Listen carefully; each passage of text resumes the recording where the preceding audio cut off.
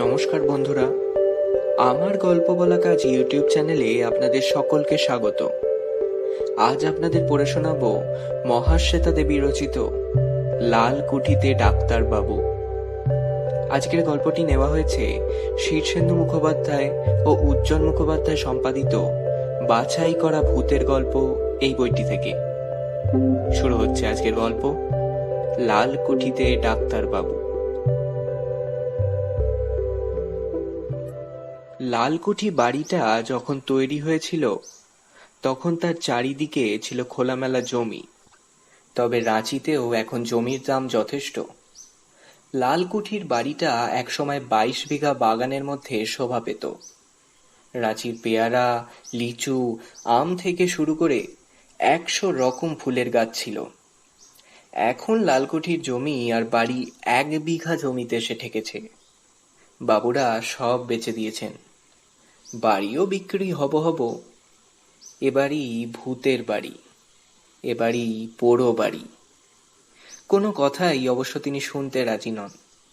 বেজায় নাস্তিক এই ডাক্তারবাবু। ভূত, প্রেত, দেবতা, দানব কিছুই তিনি মানেন না। ভূতের কথা শুনেই বলেছেন,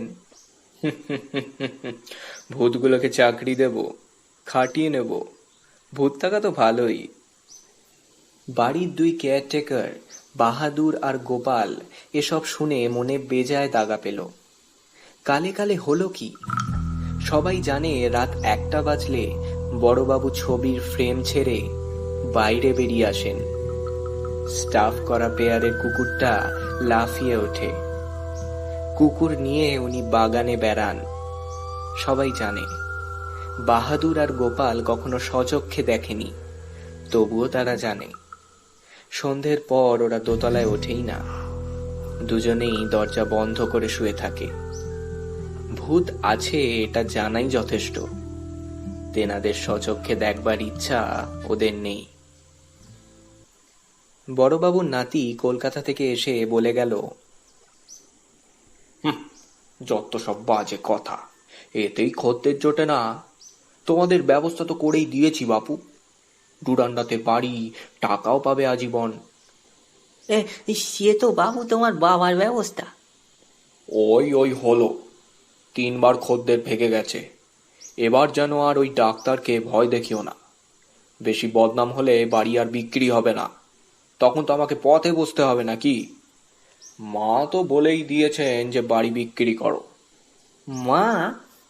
তিনি তো বলেছেন ঠাকুর দাদার নামে কোনো ভালো কাজে বাবার বাড়ি দান করিয়ে দিতে।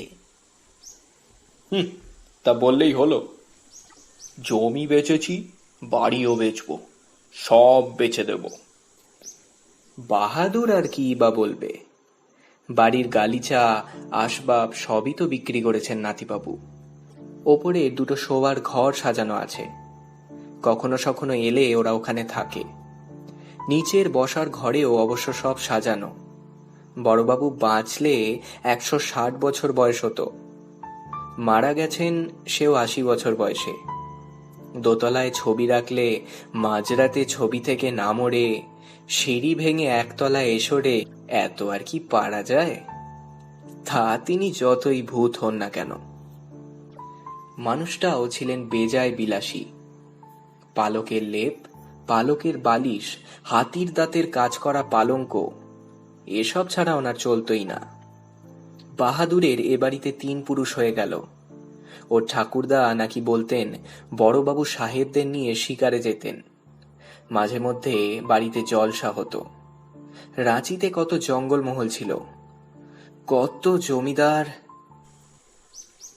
রাঁচির এই বাড়ি ছেড়ে তিনি কোথাও যেতেন না। তার আত্মা যে এখনো এই বাড়িতেই থাকবে তাতে আর এমন কিছু আশ্চর্যের নেই। বড়বাবুর ছেলেই জঙ্গলমহল, সব জমিদারি বেচে দিয়েই কলকাতায় চলে গেল। নাতি বেচে দিল বাড়ির যত জিনিসপত্র, তবে বাড়ি বেচতে পারেনি। প্রথম যেজন কিনতে এলো সে যে কি দেখেছিল আর কি যে হয়েছিল তা আর বলতেই পারেনি। সব উল্টো পাল্টা হে বলে বেচারা অজ্ঞান হয়ে পড়ে যায়। শেষবার যে এলো সে অযথা ভয় পেল। তার বাথরুমের দরজার সামনে নাকি স্টাফ করা কালো বুলডগটা বসেছিল। তাতেই ভয় পেয়ে বাহাদুর নাতিবাবুকে বলল, বড়বাবুর এই বাড়ির ওপর খুব টান ছিল, তিনি চাইতেন না বাড়ি বিক্রি হোক। নাতি বলল, বটে, বাড়ি আমি বিক্রি করবই। বড়বাবুর ভূত কি করে তা দেখে নেব। বাড়ি কিনবেন এক ডাক্তার, সে ডাক্তার ভূত প্রেত মানেন না। ডাক্তার অবশ্য নিজেই এসে হাজির হলো। নিজেই বলল, ভূত আবার কি, আমার নাম ভূতনাথ, বুঝলে, ভূত দেখলেই ধরবো, আর মাইনে দিয়ে বেটাদের চাকর করে রাখবো। সিসি বাবু, বড়বাবুর নামে এমন কথা বলবেন নি। তিনি 20খানা চাকর রাখতেন, মালি, দারোয়ান, সহিস, ড্রাইভার, রাজার মতো লোক ছিলেন এক্কেরে। তা ছিলেন, এখন তো আর নেই। মানে কর্তা, সবাই বলে রেতের বেলা তিনি রাতে কি ভয় দেখান? হো হো করে হেসে উঠলেন ডাক্তারবাবু। শোনো হে, রাতে ঘুমের ওষুধ খেয়ে আমি ঘুমোই, বড়বাবু আমার ঘুম ভাঙাতে পারবেন না। শোনো, একটা ঘটনা বলি। একবার পাটনার ঘরে বন্যার জল ঢুকে গেল, চৌকি ভাসতে লাগলো, আমার নাকটা ঘরের ছাদে ঠেকতে তবে না আমার ঘুম ভাঙলো। আমি হলাম এক কথায় নিদ্রাবিদ। চলুন বাবু, কোন ঘরে থাকবেন একবার দেখে নেবেন, চলুন। তা যে কোনো একটা ঘর হলেই চলবে। না, আসলে দুটো ঘরে তো কেবল শোবার ব্যবস্থা আছে, অন্য ঘর তো সব খালি। গোপাল বলল, আগে কথা, চা জল খাবার? না না, আমি স্টেশন থেকে খেয়ে এসেছি। এই নাও, এ নাও, টাকাটা রাখো। দিনে টাটকা মাছ আর ভাত, রাতে কচি মুরগির ঝোল আর 3টে রুটি। কেমন? দাঁড়াও, আগে বাড়িটা দেখি। 6 লাখ টাকা খরচা করবো আর বাড়ি দেখবো না? আচ্ছা, ঘর কখানা গো? গোপাল বেজায় চেঁচিয়ে উঠে বলল, আগে কথা, এদিকে 20টা ঘর, 8টা বাথরুম, 10টা বারান্দা, 2 তলা মিলিয়ে। পিছনে রান্নাবাড়ি, ভাড়ার বাড়ি, চাকরদের বাস করার ঘর, তা ওই 16টা ধরুন। উঠোন, বাথরুম, 7খানা কুয়ো, জলের পাম্প। ডাক্তারবাবুর চোখ কপালে উঠে গেল। 20টা ঘর? 20টা ঘর, 60টা ঘর হয়ে যাবে। পেছনে হবে স্টাফের কোয়ার্টার। উফ, স্বপ্ন স্বপ্ন। তা ভালো কথা, তোমরা কোথায় থাকো? আমরা সব নিচে থাকি বাবু। তা নিচে কি বড়বাবুর ভূত আসে না? বাহাদুর একটু হেসে বলল, বড়বাবু তো জানেন আমরা এই বাড়িটা দেখাশোনা করে রেখেছি, আমাদের ভয় দেখাবেন কেন? আমরা হলাম গিয়ে পুরনো লোক। ডাক্তারবাবু সেসব না শুনেই বললেন, এত চওড়া বারান্দা, এত চওড়া প্যাসেজ, সিঁড়ির নিচে এত ফাঁকা জায়গা। উফ, তখনকার লোকের বুদ্ধিশুদ্ধি ছিল না, এত জায়গা কেউ নষ্ট করে? তা বাবু কি হাসপাতাল বানাবেন? নার্সিং হোম হে, বাড়ির ভোলই বদলে যাবে। সামনের গাছগুলো কেটে ফেলবো, 2টো বড় বড় অ্যাম্বুলেন্স গাড়ি, বড় গ্যারেজ চাই। ওগুলো তো মেহগনি গাছ বাবু। আরে জানি জানি, গাছের খদ্দেরও ঠিক করেছি, গাছের দাম থেকেই অনেক খরচ উঠে আসবে। বাহাদুর বোবা হয়ে গেল। চলো ওপরে ঘরটা দেখি। মাঝেই চওড়া প্যাসেজ, এদিকে 5টা, ওদিকে 5টা ঘর, সব ঘরই খালি পড়ে আছে, শুধু সামনের উত্তরের আর দক্ষিণের ঘর দুটো সাজানো গোছানো। এই উত্তরের ঘরটাতেই বড়বাবু ঘুমোতেন। বাবা, নীল পর্দা, নীল গালছে, নীল বেড কভার, বুড়োর তো শখ কম ছিল না? আগে হ্যাঁ বাবু, খুব শখ ছিল। ঘর তো নয়, যেন একবারই রাজপ্রাসাদ। তা ও ও ও ঘরটা কি দেখবেন? হ্যাঁ, দাঁড়াও দাঁড়াও, জানলাগুলো খোলো তো। এ কি হে, ঘরের সঙ্গে গোল বারান্দা! কি জায়গা নষ্ট! আর পাশে ওইগুলো কি, হ্যাঁ? বদখত সব বাড়িগুলো দেখা যাচ্ছে। হ্যাঁ, আগে বাবু, ওটা রোহিতগিরের মোটর গ্যারেজ। আর ওই 8 তলা বাড়িটা দেখছেন, ওটা এক ডাক্তারের। ওটা একটা প্রাথমিক স্কুল। যাকে যাকে যাকে, চোখ খুলতেই এসব দেখতে হবে। চলো অন্য ঘরটাতে যাই। দক্ষিণের ঘরটাও একই রকম, তবে এই ঘরে সবই গোলাপি। পর্দা, গালছে, বিছানার ঢাকা। জানলা খুলতে সামনে মোষের খাটাল, তারপর একটা যোগব্যায়াম বিদ্যালয়, আর একটা মোটর গ্যারেজ। ধুর, না না, বড়বাবুর ঘরেই শোবো। তা এই দিকটাকে এমন সাজিয়ে রেখেছো কেন? আগে বাবু, মালিকেরা এলে এই ঘর দুটোতেই থাকেন। বাপ রে, গোলাপি বাথটব, নীল বাথটব, বাবা! আগে বড়বাবুর শখ ছিল খুব। যাক, আমি একটু ঘুরে আসি, উকিলের বাড়িতে যাব। তারপর আহ, হ্যাঁ গো, মোমবাতি আছে তো? আগে বাবু, কেরোসিনের ল্যাম্প দেব। তা খুব লোডশেডিং হয় নাকি? তা হয় বাবু। দাঁড়াও, এই এই নাও, কেরোসিনের টাকাটা নাও। তা ঠান্ডা জলে চান করা যাবে তো? বলেন তো গরম জল দেবো বাবু? না না, থাক, তেমন ঠান্ডা পড়েনি। আহা, এ কি, বারান্দায় আবার তুলসী গাছের টব রাখলো কে? আগে কথা, গিন্নিমা তো আসেন মাঝে মধ্যে। তিনি গাছে জল টল দেন, বারান্দায় বসেন। ও, জানি জানি। তিনি তো বাড়ি দেবেনই না, শুধু বলেন দান করে দে, দান করে দে। বাহাদুর দেখতে থাকলো। বড়বাবুর শখের সোফায় ডাক্তারবাবু তার ব্যাগ রাখলেন, জুতোর ধুলো মুছলেন গালচেতে, খাটের ছত্রিতে টাঙালেন গামছা আর লুঙ্গি। তারপর দেওয়ালের দিকে চেয়ে বললেন, এ ঘরে শিবের ছবি, ও ঘরে কালীর ছবি, এসব কি, হ্যাঁ? কে রেখেছে এসব? আগে বাবু, পুরনো দিন থেকেই আসে। বটে, বড়বাবু তো খুব ভক্ত ছিলেন দেখছি। তা তো হবেই বাবু। সব চলে যাবে, এই ঘর দুটো হবে আমার কোয়ার্টার। ভাবছো কি, হ্যাঁ? 10টা ডাক্তার, 30খানা নার্স, একেবারে বাজার বসিয়ে দেব। আগে বাবু, খাবার জলটা দিয়ে যাই। হ্যাঁ, দাও দাও।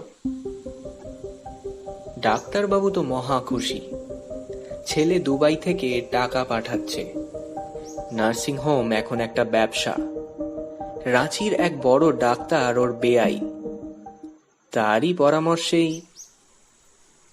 বাড়ির বর্তমান মালিক খুব রাজি, কিন্তু তার মা হলেন বড় বেয়াড়া মহিলা।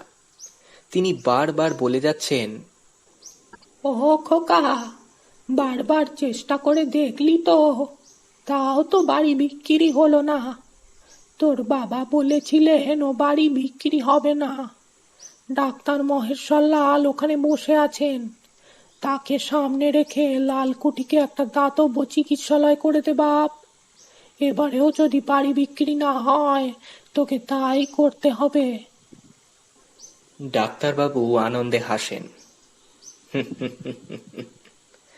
এবার বাড়ি বিক্রি হবেই। দাতব্য চিকিৎসালয় নাকি পলিক্লিনিক?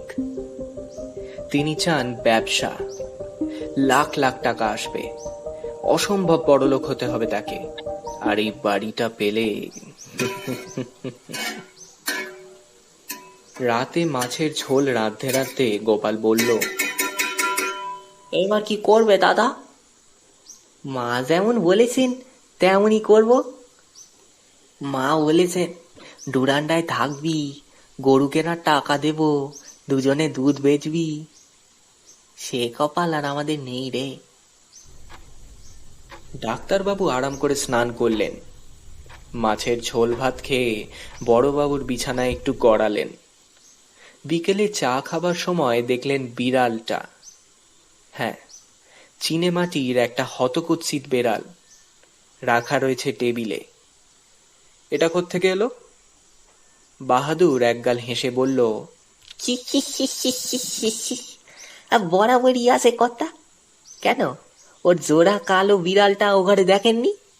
গিন্নিমা তো কত সিনেমাটির বিড়াল, গরু, বাঁদর। কই, চলো তো দেখে আসি। গোলাপি ঘরের টেবিলে কালো বেড়াল আর নীল ঘরে সাদা বেড়াল। সবই ফেলে দেবেন ডাক্তারবাবু। ঘরের আলোটা ঠিক করে রাখবে।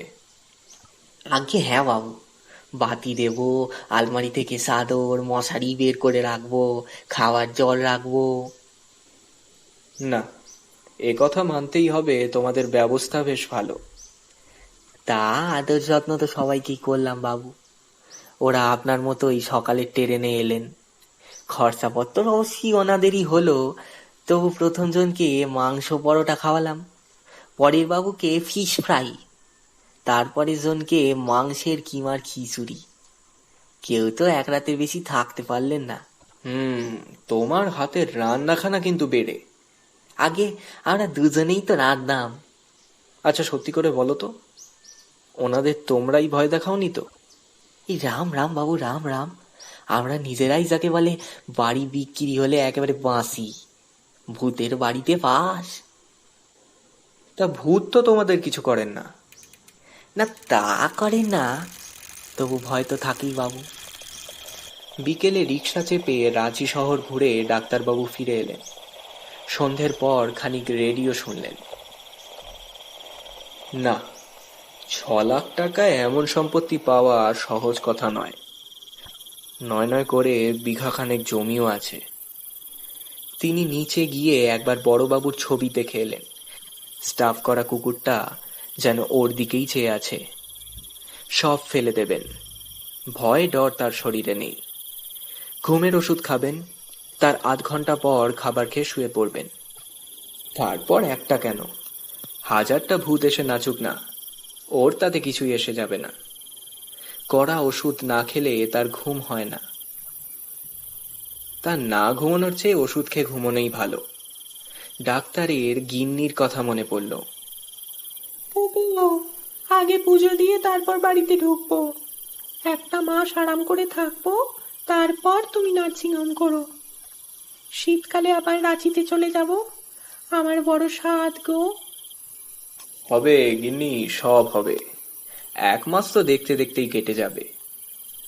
গিন্নি এমন খাট পালঙ্ক, এমন বাথটব, এমন কায়দার পর্দা দেখে বেজায় খুশি। জানলার ওপারে মোটর গ্যারেজ।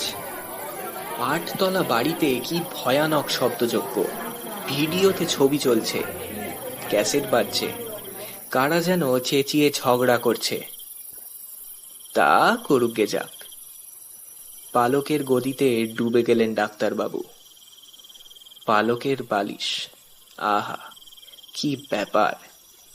ওগুলো নয় দাম দিয়ে কিনে নেবেন তিনি। পায়ের দিকে টেবিলের সাদা বেড়ালটা আর মাথার কাছে শিবের ছবি, এগুলো তিনি বিদায় করবেন। মশারিটাও নীল, গায়ের ঢাকাটাও নীল। বাপ রে বাপ, বড় লোকের ব্যাপার। বড়বাবু করে রেখে গেছে, এরাও সেই নিয়ম চালিয়ে যাচ্ছেন। এইসব রীতিমতো ভাবতে ভাবতে ডাক্তারবাবু ঘুমিয়ে পড়লেন। ঘুমের অতলে যেন ডুবে গেলেন। ভীষণ গাঢ় ঘুম। ঘুমটা হয়তো ভাঙত না, কিন্তু হাতির মতো পেল্লায় 10টা মোষ যদি গাঁ গাঁ করে ডাকে, তাহলে তো কুম্ভকর্ণেরও ঘুম ভেঙে যায়। ডাক্তারবাবু তো আর কুম্ভকর্ণ নন। ঘুম ঘুম চোখে ভাবলেন, বাজলো কটা?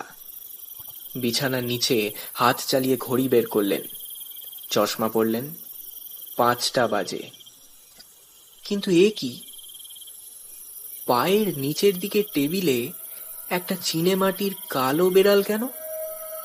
আর মশারিটা রীতিমতো গোলাপি ঠেকছে না। ডাক্তারবাবু উঠে বসলেন। বিছানা গোলাপি, পর্দা গোলাপি, সব কি গন্ডগোল হয়ে যাচ্ছে তার?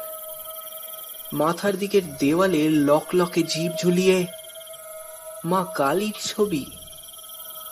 এই ঘরে তো তিনি শোননি। এ কি হলো? উঠে বিছানা থেকে বেরিয়ে জানলার পর্দা সরালেন। এ কি, 8 তলার বাড়িটা কোথায়? কোথায় রোহিতগিরির মোটর গ্যারেজ?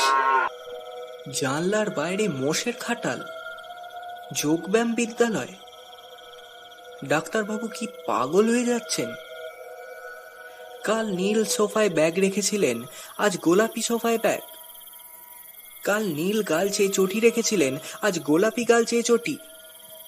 লুঙ্গি তো পরেই আছেন, গামছাও দুলছে খাটের ছত্রিতে। কি ভীষণ গন্ডগোল! এসব তবে কার ষড়যন্ত্র? নিশ্চয়ই ব্যাটা ওই চাকর দুটো। না, টাকা দরকার, এক্ষুনি টাকা দরকার। কিন্তু কিন্তু দরজা তো খুলছে না। দুটো দরজাই যে বন্ধ, বাইরে থেকে বন্ধ। মুখে চোখে মাথায় জল দেবেন, কোনো মতে বাথরুমের ভারী দরজাটা খুললেন। কিন্তু এ কি, স্টাফ করা বুলডগটা এমন ভীষণ দৃষ্টিতে চেয়ে আছে কেন তার দিকে?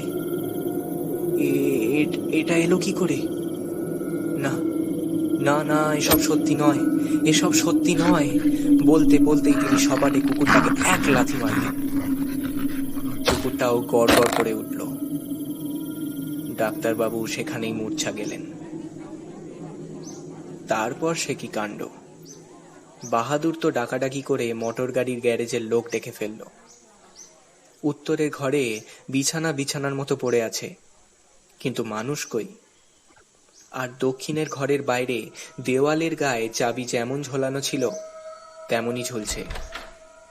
ভেতরে সব নিস্তব্ধ। ভয়ে ভয়ে ঘর খুলল বাহাদুর। কয়টা? তারপর বাথরুমের কাছে গিয়ে সেও চেঁচিয়ে উঠল। তাজ্জব, কি ভীষণ তাজ্জব! উত্তরের ঘরে যে মানুষ দরজা বন্ধ করে ঘুমোলো, দক্ষিণের ঘরে তবে সে এলো কেমন করে? ডাক্তারবাবুকে বিছানায় শুইয়ে চোখে মুখে জল ছিটিয়ে বাতাস করতে লাগলো বাহাদুর। ওর দু চোখে জল। এসব কাণ্ড কারখানার ব্যাখ্যা কি?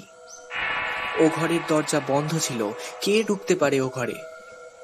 কোনো মানুষ তা পারে কি? সবচেয়ে অবাক করলেন অবশ্য ডাক্তারবাবু নিজে। জ্ঞান ফিরতেই তিনি ভোঁ হয়ে বসে থাকলেন। তারপর হঠাৎ উঠে লুঙ্গির ওপরই পাঞ্জাবি পরে ব্যাগ নিয়ে রওনা দিলেন। আজ না হয় কে যেন তাকে এ ঘর থেকে ও ঘরে চালান করলো, কিন্তু রোগীদের যদি এ ঘর থেকে ও ঘরে, আর গিন্নিকে যদি ও ঘর থেকে এ ঘরে। দরকার নেই বাবু। ফিরে গিয়ে উনি জানাবেন যে অনিবার্য কারণে উনি বাড়িটা কিনতে পারছেন না। গ্যারেজের লোকেরাও বাহাদুরকে বলল, बहादुर जी, बड़ा बाबू का इच्छा नहीं है कि कोठी बिक जाए, समझिए ना। সে তো বাহাদুরও বোঝে, কিন্তু নাতিবাবু না বুঝলে? যাগ্গে, তোমরা বুঝতেই পারছো যে এরপর লালকুঠিকে দাতব্য করতেই হয়েছে। নাতিবাবু বাহাদুর আর গোপালকে তাড়িয়ে ছেড়েছেন। ওরা ডুরান্ডাতে কাঁচা ইট আর খোলা চালের পোক্ত বাড়িতে এখন যাকে বলে রীতিমতো চোখা ব্যবসায়ী। স্টাফ করা কুকুরটা নাতিবাবুর বাড়ি গেলেই দেখা যাবে। ওর গলার কাছে ধাক্কা দিলে ওর গলায় বসানো যন্ত্রটা গড় গড় করে। উত্তরের ঘরের বাথরুমের জানলা দিয়ে গোপাল বা বাহাদুরই ঢুকেছিল এমন সন্দেহ ডাক্তারবাবু পরে করেছিলেন বটে, কিন্তু তা তিনি কাকেই বা বলবেন?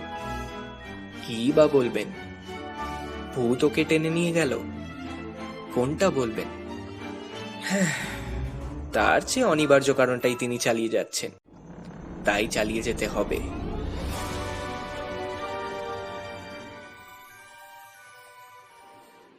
শুনছিলেন মহাশ্বেতা দেবী রচিত লালকুঠিতে ডাক্তারবাবু। কেমন লাগলো আজকের গল্প তা অবশ্যই কমেন্ট করে জানান। গল্পটি ভালো লাগলে লাইক করুন, বন্ধুদের সাথে শেয়ার করুন, আর অবশ্যই চ্যানেলটিকে সাবস্ক্রাইব করে বেল আইকন প্রেস করে দিন। এইভাবেই আমার পাশে থাকুন। খুব তাড়াতাড়ি আপনাদের কাছে নতুন গল্প নিয়ে হাজির হব আমার গল্প বলা কাজে।